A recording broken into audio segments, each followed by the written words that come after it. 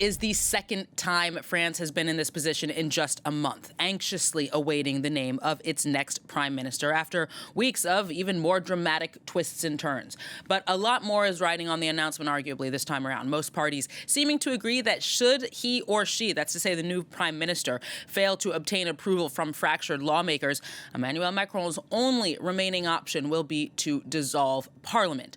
Well, perhaps in a bid to understand their red lines or to prepare them, the French president invited the heads of all parties, except for the far right and the far left, to meet at the Élysée presidential palace this afternoon as that Friday night deadline for naming a new premier fast approaches.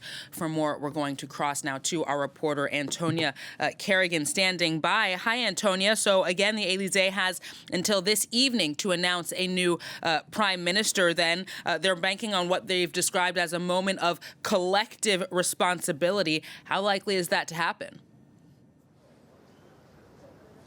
Well, there might be collective responsibility, but it certainly won't come off without a row. Emmanuel Macron is banking on the fact that those gathered this afternoon may not agree on much, but they do agree that they don't want snap elections. That conviction is likely reinforced by the fact that they will have woken up this morning to polling that shows that the National Rally, the far right, enjoy 36% of French voting intentions at the moment. But will this be enough to cause them to put aside policy red lines? Well, that's not clear. For the left, it's an absolute no to the kinds of austerity budgets that the last two prime ministers have put forward, and an absolute priority is to roll back the 2023 pension reform.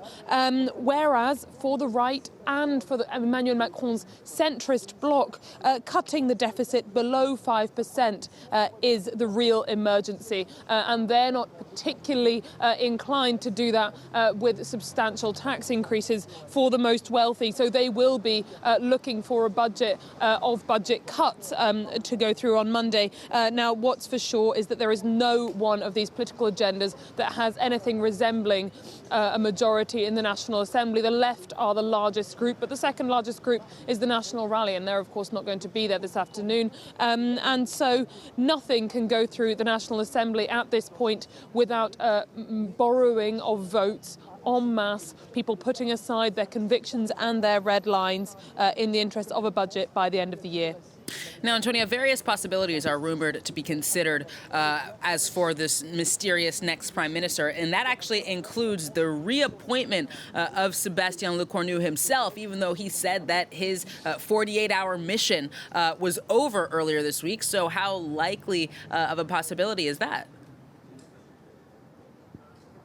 Well, it's not something that could happen without putting a certain number of noses out of joint in his own camp and in others. He, as of Monday, when he stepped up for Emmanuel Macron to come up with, to hold those flash talks for 48 hours and then present him with solutions, he essentially did the job of the president at that point. It's not a prime minister's job to find their successor, but he stepped up as a leader in crisis. We've heard from him this week on the political crisis. We haven't heard from the president, and he may have gained in popularity and all that. However, within the centrist bloc, they don't want a continuation of what's been a bit of a farcical period in French politics. The appointment of a prime minister who then takes almost a month to appoint a government and then resigns 14 hours later. They're taking a reputational hit with this too. So they don't really want it to continue. They don't really want more of that. The left have also said that it would be the ultimate provocation to reappoint someone from the centrist bloc.